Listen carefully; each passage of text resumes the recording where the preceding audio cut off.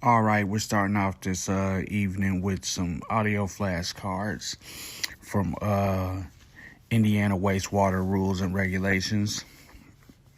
And we're going to start off with question 1. What are some NPDES permit reporting requirements? A. Reports of compliance or non-compliance. B. Advance notice of any planned changes.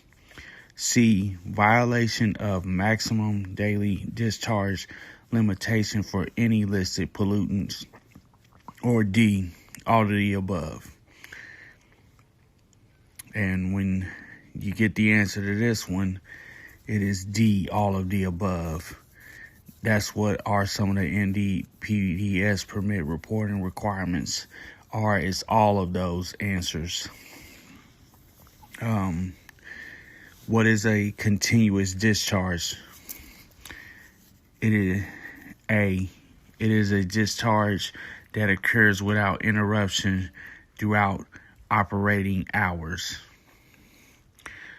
So that's what a continuous discharge is. So that is no interruption with the discharge throughout the operating hours at a wastewater treatment facility. Number 3, which of the following parameters are calculated using a geometric mean?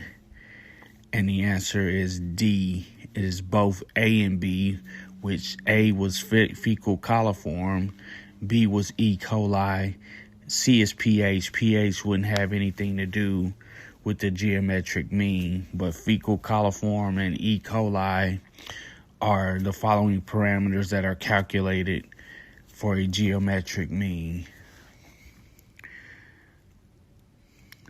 The definition of a certified operator is a person who has met the requirements of the rule, holds a certificate for wastewater treatment, holds a certification card for wastewater treatment, and there would be all of the above of those. That's what a certified operator is.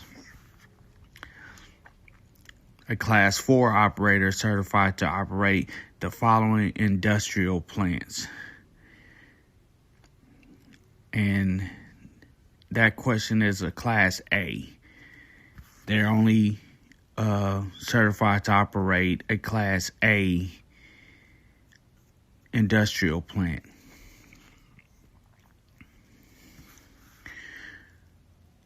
A wastewater treatment plant may be reclassified by the commissioner if A change occurs to the plant's operation, a change occurs to the plant's process, or a change occurs to the influent wastewater.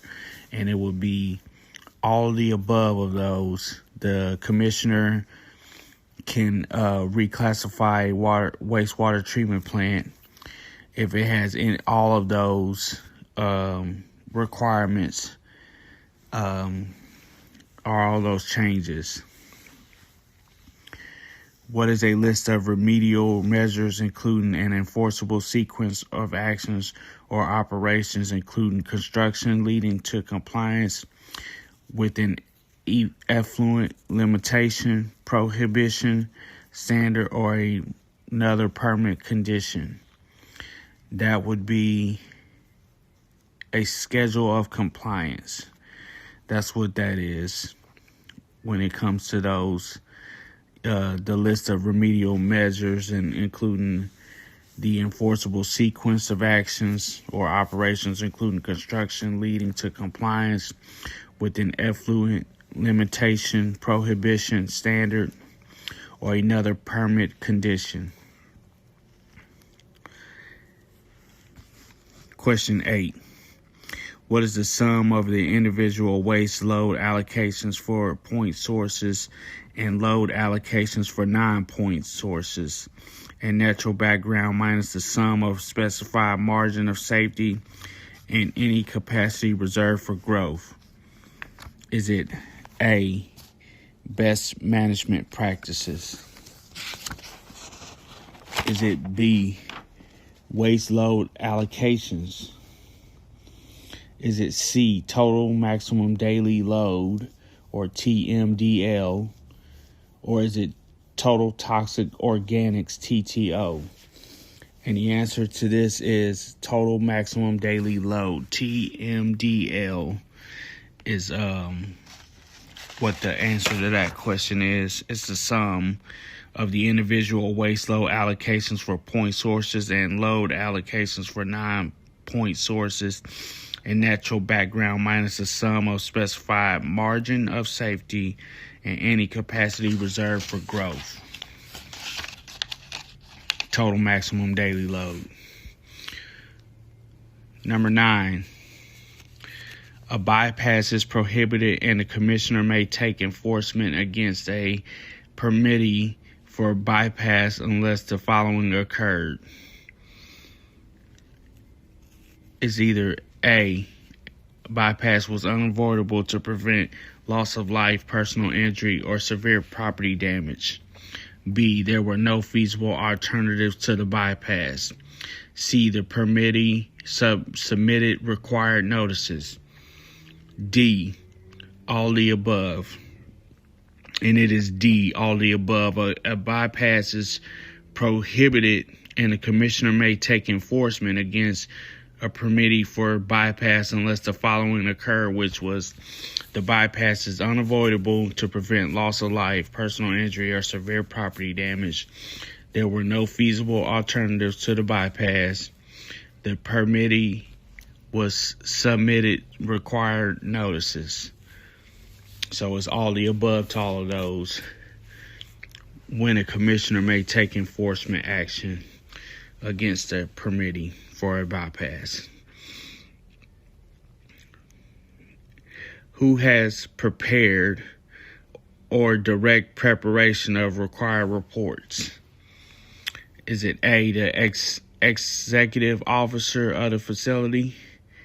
Is it B, the wastewater treatment plant operator? Is it C, the operator in responsible charge?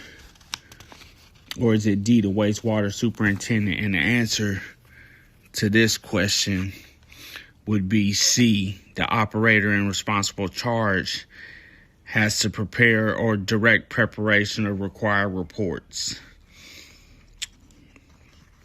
Because the operator in charge is the one that signs the paperwork for the wastewater treatment facility that they are overseeing and have total supervision of, or adequate supervision of responsible charge.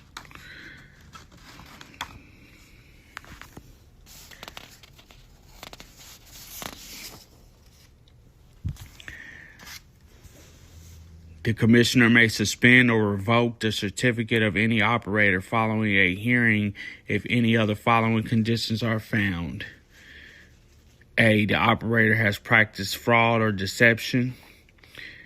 B, responsible care, judgment, or the application of the operator's knowledge or ability was not used. C, the operator is incompetent or unable to perform required duties. Or D, all of the above. And the answer to that is C, the operator is incompetent or unable to perform required duties. So the commissioner can revoke a certificate of an operator when they have found that operator has been incompetent or unable to perform the required duties, because an operator is someone that should be certified and that should be very knowledgeable and able to do the job.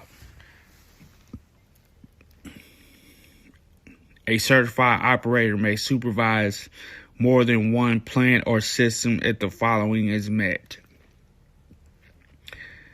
A, adequate supervision to ensure safe and effective operation is provided for all. B, must be on site for sampling and testing each day required by the NPDES permit. C, the certified operator only needs to be on site once a month to sign reports. Or D, all of the above. And the answer to that, which I said a couple questions ago, or or alluded to it a couple questions ago, is that a certified operator must supervise, it says, more than one plant or system if this is met. And what is that? Is that adequate supervision to ensure safe and effective operation is provided for all. So it's got to be adequate supervision to ensure safe and effective operation. So that's what a certified operator can do if they supervise more than one plant. It's got to be adequate supervision. 13, a sewer designed and employed to receive both water carried and or liquid and waste and storm water is called A, sanitary sewer, B, a combined sewer, C, a separate sewer, or D, a domestic sewer. And the answer to that one would be B, a combined sewer. A sewer that's designed to employ to receive both water carried and liquid and waste is carried in storm water is a combined sewer. So if it's a sanitary sewer and a storm sewer, it's a combined sewer system. And most systems that are cities that are very old in nature were designed with a combined sewer. And a lot of that technology or infrastructure now is getting redone and rebuilt in a lot of places because a combined sewer is a type of sewer that when it's heavy rainfall, the hydraulic loading in the system can get really high and you have to, fight off maybe getting a washout or something in the wastewater treatment plant because of those flows. You got to control the flow when it comes into the plant. So just a side note on that, I guess. What is a discharge that occurs without interruption throughout the operating hours of the facility? Is it A, daily discharge? Is it B, a shift discharge? Is it C, a continuous discharge? Or is it D, an awkward discharge? And that would be, the answer would be a continuous discharge. Is when a discharge continues or occurs without interruption throughout the operating hours of the facility. So that means there's no maintenance being done or something to the effect that is stopping the flow from coming into the plant or the discharge from going out of the plant. It's going to be a continuous discharge into the receiving waters so that operation is continually done. What are the objectives of the state's pre-treatment program? Is it A? Is it to prevent the introduction of pollutants that cause interference? Is it B, to prevent the introduction of pollutants that cause pass-through? Is it C, to improve opportunities to recycle and reclaim wastewater and sludge? Or is it D, all of the above? And the answer to that would be D, all of the above. So the state pre-treatment program is to prevent introduction of pollutants that cause interference, to prevent the introduction of pollutants that cause a pass-through, and to improve opportunities to recycle and reclaim wastewater and sludges. That's all the objectives for the state pre-treatment program.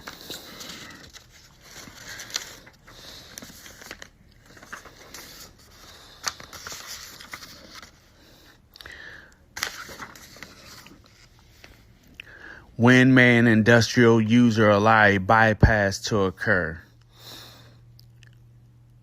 Is it A, when it does not cause a violation of any pre-treatment standard or requirement? B, when it can cause bodily harm if not bypassed? C, when it is essential maintenance to assure efficient operation? Or is it D, both A and C?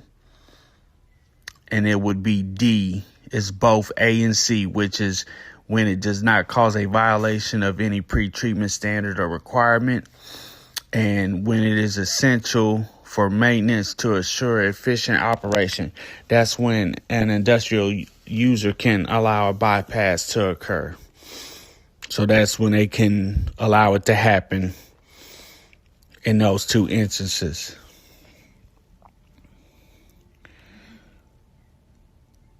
(17) National pre-treatment standards for industrial users in a specific industrial subcategory. Is it A, specific pre-treatment standards? B, categorical pre-treatment standards? C, significant pre-treatment standards? D, industrial pre-treatment standards?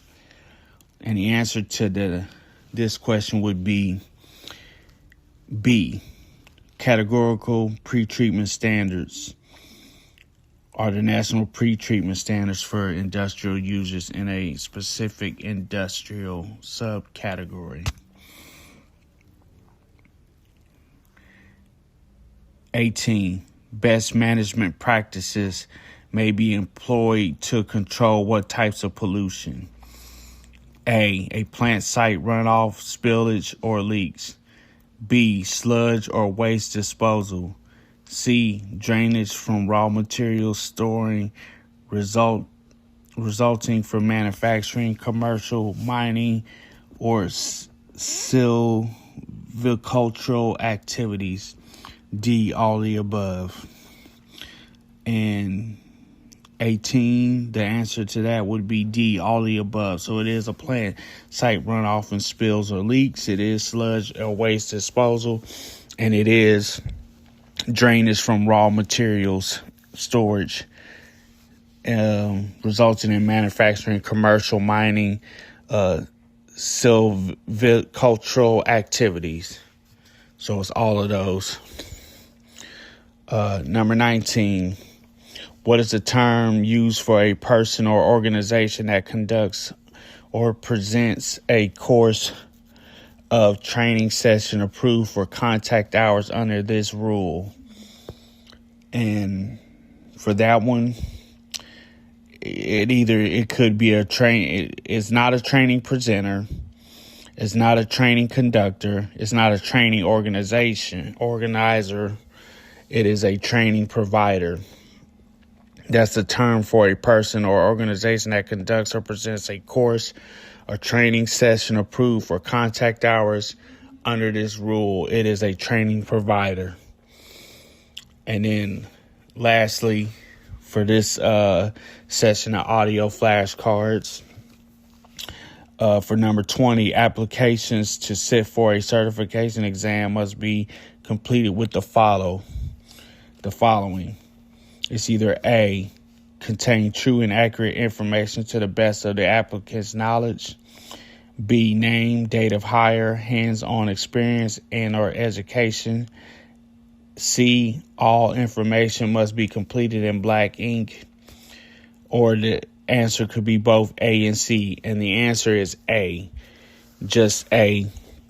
And that is contain true and accurate information to the best of the applicant's knowledge. That's the only way that they can, the applications to sit for a certification exam must be completed with the true and accurate information to the best of the applicant's knowledge.